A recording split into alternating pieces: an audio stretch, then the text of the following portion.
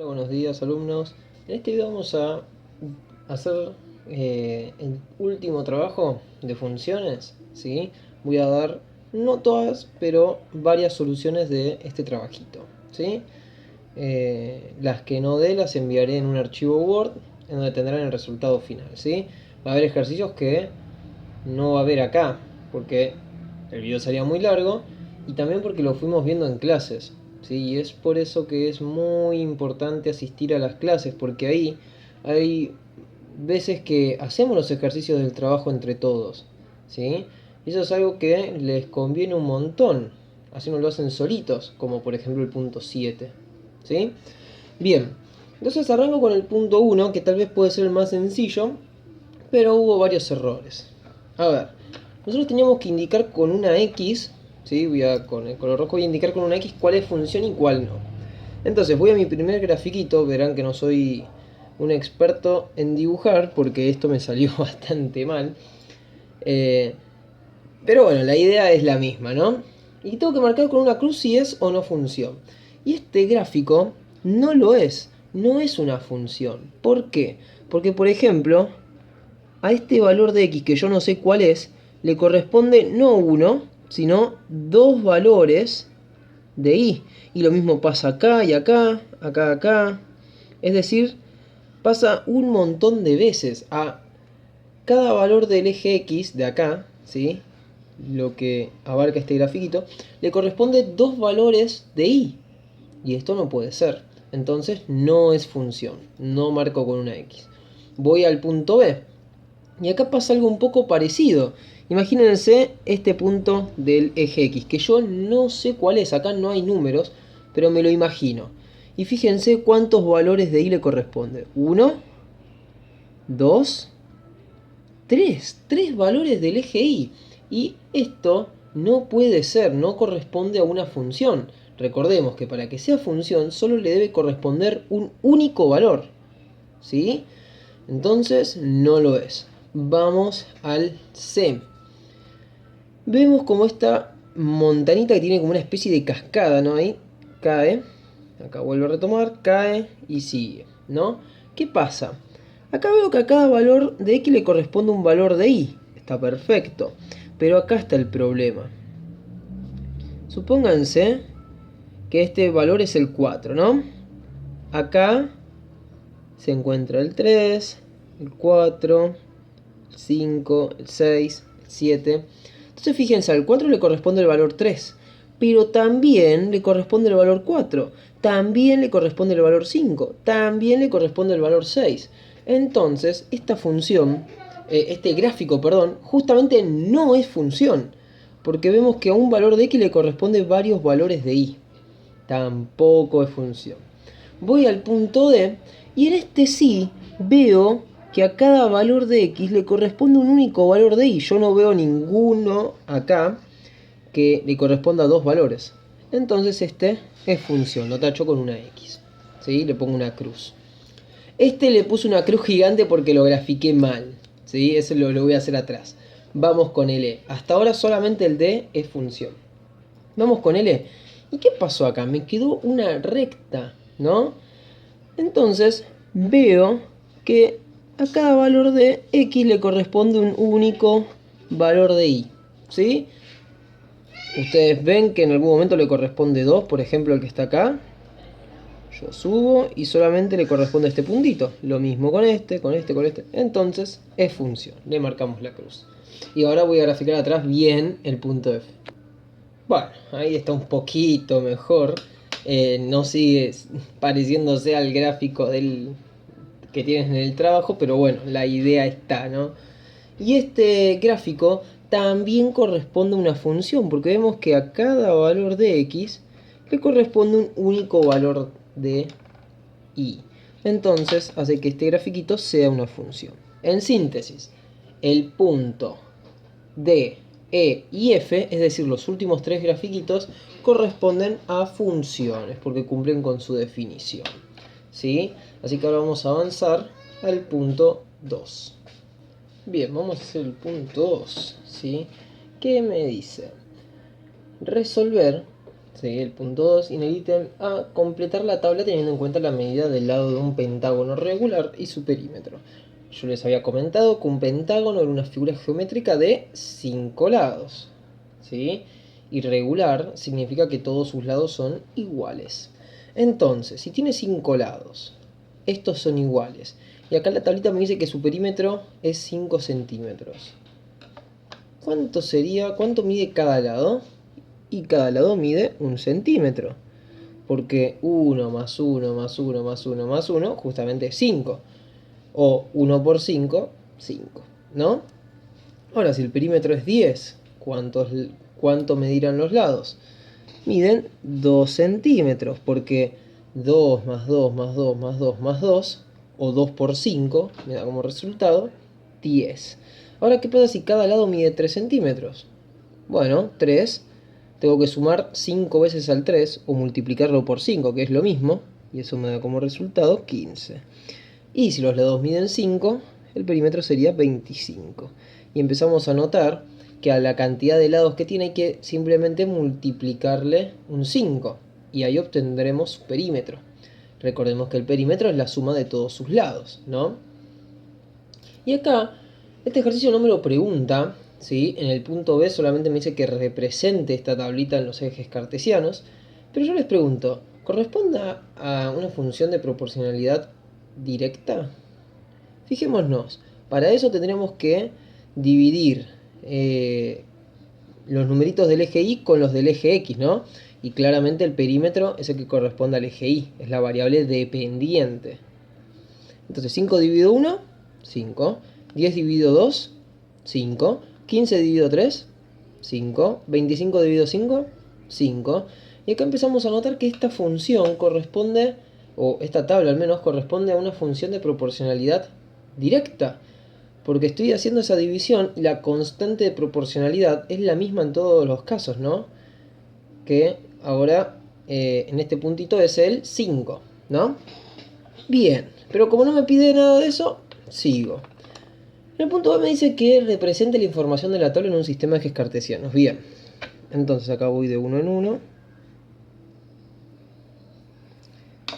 Entonces, cuando los lados miden 1 centímetro, su perímetro es 5. Cuando miden 2, 10. Cuando miden 3, 15. Cuando miden 5, 25.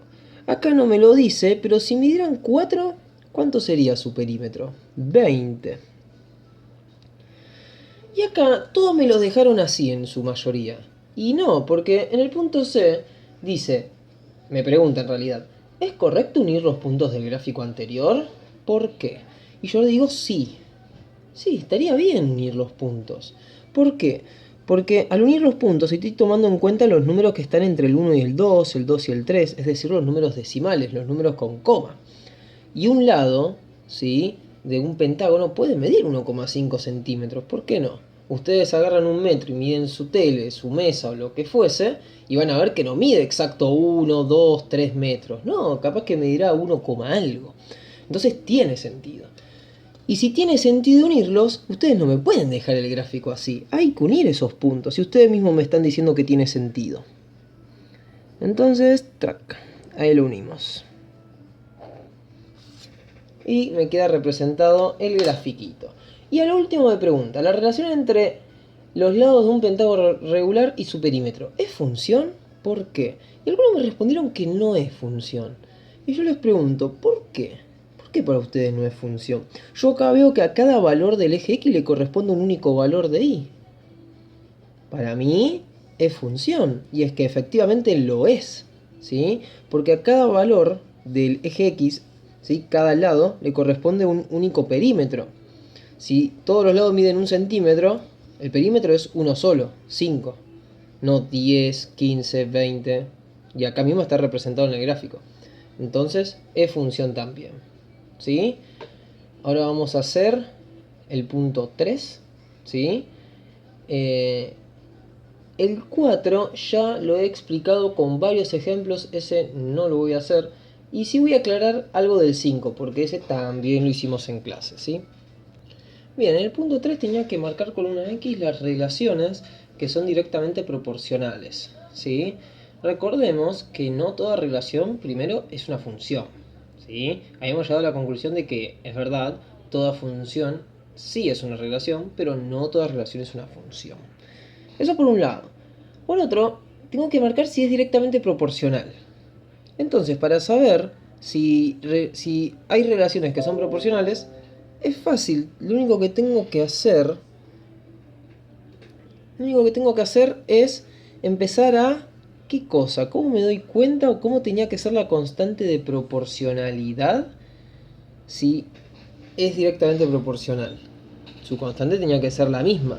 Y esa constante, la directa, la obteníamos de hacer la división entre los números del eje Y con los del eje X. Es decir, si yo hago 5 dividido 2, 7 dividido 4 y 9 dividido 6, eso me tiene que dar todo lo mismo. Si me da todo lo mismo, significa que estamos en presencia de una relación que cumple con la proporcionalidad directa, ¿sí? Bien, veamos. 5 dividido 2, si quieren uso la calculadora porque me va a dar un número decimal con coma, me da 2,5. Ahora hago 7 dividido 4 y me da 1,75. Y ahí directamente me detengo y digo, listo, esta relación no es una proporcionalidad directa, porque acabo de hacer dos divisiones y me dio resultados distintos. Queda totalmente descartado. Voy al siguiente. A ver qué onda. 12 dividido 3 me da 4. 28 dividido 7 me da 4. 40 dividido 10 me da 4. ¿Cómo es la constante acá? 4. Y es la misma en los tres casos. Eso significa que esta función es, o esta relación mejor dicho, es una proporcionalidad directa. Marco con una cruz. ¿Sí? Bien. Voy a la C y hago 5 dividido 10, 15 dividido 30 y 20 dividido 40. ¿Sí? Fíjense, 5 dividido 10 me da 0,5 o un medio, que es lo mismo. Ahí vieron en la calculadora un medio, es lo mismo. 15 dividido 30, un medio, es decir 0,5. Y 20 dividido 40, también 0,5. Veo que muchos, como ven números más grandes acá, quieren hacer 10 dividido 5, 30 dividido 15, 40 dividido 20. Y no, cuidado. El orden siempre es los números del eje Y con respecto a los del eje X. 5 dividido 10, 15 dividido 30, 20 dividido 40. ¿Sí? En este caso me da un número decimal, pero es el mismo en los tres casos. Eso significa que es una proporcionalidad directa. Y por último el D. Y hago 2 dividido 5, 0,4. 10 dividido 4, 2,5. Perdón, 4 dividido 10, ahí ya me estaba confundiendo yo. 0,4. Está mala mía. Bien, y ahora por último, 6 dividido 16 me da 3 octavos, que es 0,375. ¿Qué pasó? Los dos primeros son iguales, pero el último no. Esto significa que esta relación no es directa. Por lo tanto, no marco una cruz. ¿Sí? Y ahí se terminaría el ejercicio. ¿Sí? Entonces, el punto 4 dije que ya lo habíamos hecho. El punto 5 voy a decir un pequeño detalle que es algo que se confundieron acá. Porque en el punto 5 dijeron que la constante de proporcionalidad es 25. Y ustedes para llegar a ese 25, lo que hicieron fue dividir el peso con el precio.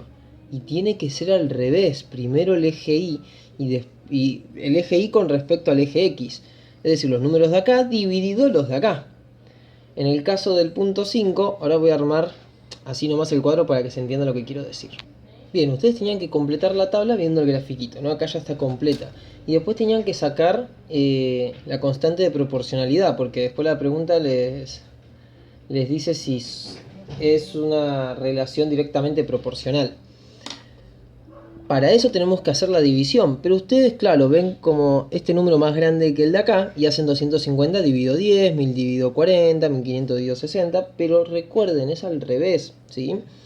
sería 10 dividido 250, 40 dividido 1000.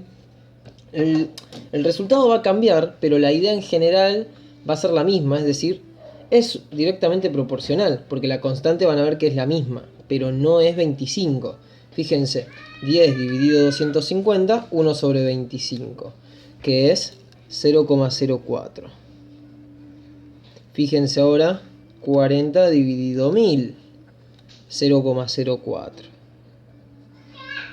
Fíjense el tercero, 60 dividido 1500, 0,04. Y por último, 70 dividido 1750, 0,04. Ven que la constante de proporcionalidad en los 4 casos es la misma, por lo tanto es directamente proporcional, pero no es el numerito 25. ¿Sí? Quería que se entienda eso. Por último vamos a ver el punto 6. Bien, y el punto 6, que es el último que vamos a hacer porque el 7 prácticamente lo hicimos en clases, me dice, marquen con una X las tablas que corresponden a funciones de proporcionalidad inversa, ¿no? Parecido al punto 3, pero ahora con proporcionalidad inversa.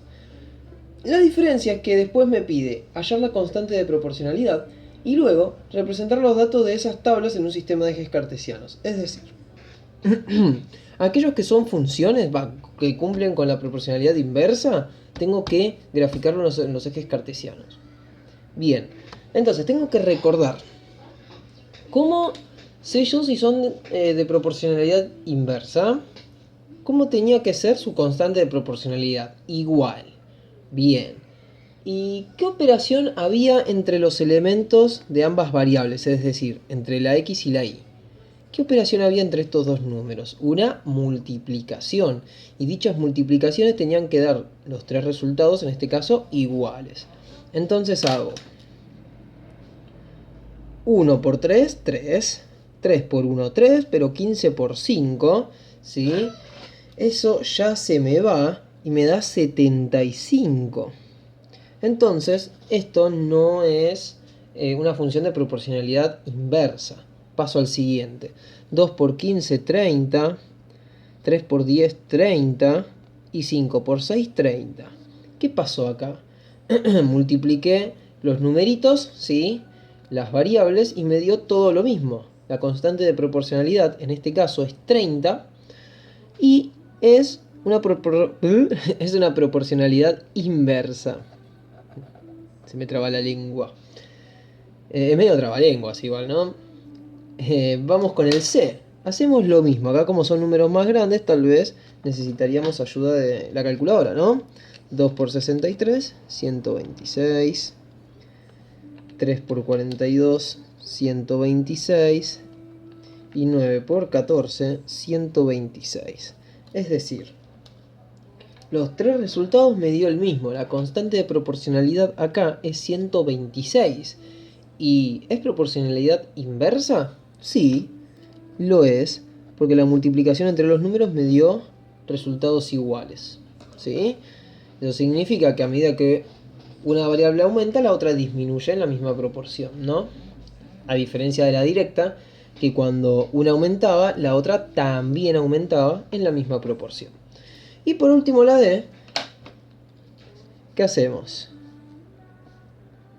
6 por 4 me da 24. 7 por 4, esto ya me da 28. Y ahí ya tendría que dejar de hacer, ¿no? Pero bueno, 10 por 2 me da 20. Tres resultados totalmente distintos. Eso significa que no es una función de proporcionalidad inversa. ¿Sí?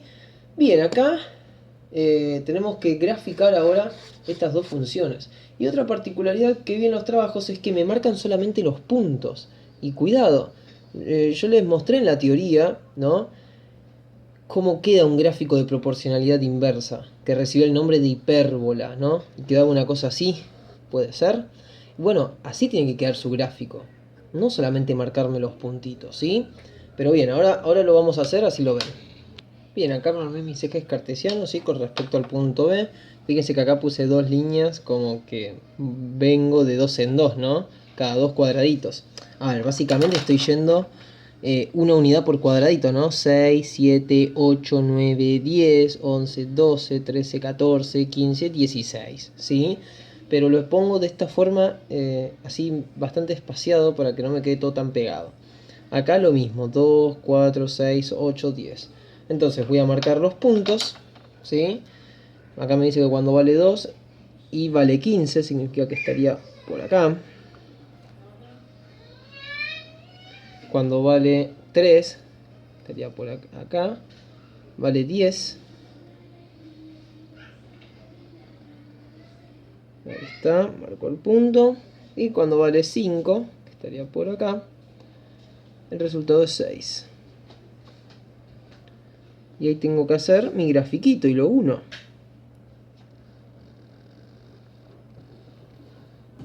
Era una cosa así, ¿no? A mí me sale bastante desprolijo, pero ustedes que son buenos dibujando les tiene que salir perfecto, ¿no? Recuerda, acá no buscamos perfección, ¿no? Menos en los gráficos. Como es todo bastante a mano, a no ser que sea una recta, no lo podemos hacer con regla, pero si es de esta forma hay que hacerlo a mano y si sale así medio torcidito no importa, ¿sí? Bien, y vamos con el C. Fíjense que en el C fui de 14 en 14 cada dos cuadraditos. Básicamente cada un cuadradito es 7 unidades. 7, 14, 21, 28, 35, 42, 49, 56, etcétera, etcétera. Y acá de 2 en 2, ¿no? Y de poner este eje X, eje Y. Entonces, cuando vale 2, el resultado es 63. Es decir, estaría acá, porque 56 más 7 me da 63. Ahí tengo mi primer punto. Cuando vale 3, 42. Y por último, cuando vale 10, el resultado es... Perdón, 9. Acá. 9. El resultado es 14. Acá. Perfecto. Bien, y hago mi grafiquito. Vendría por ahí y haría esto, ¿no? Ahí está. Buenísimo. Entonces acá se termina este video, ¿sí? Las demás soluciones se las subiré en un Word. Así que espero que se haya entendido.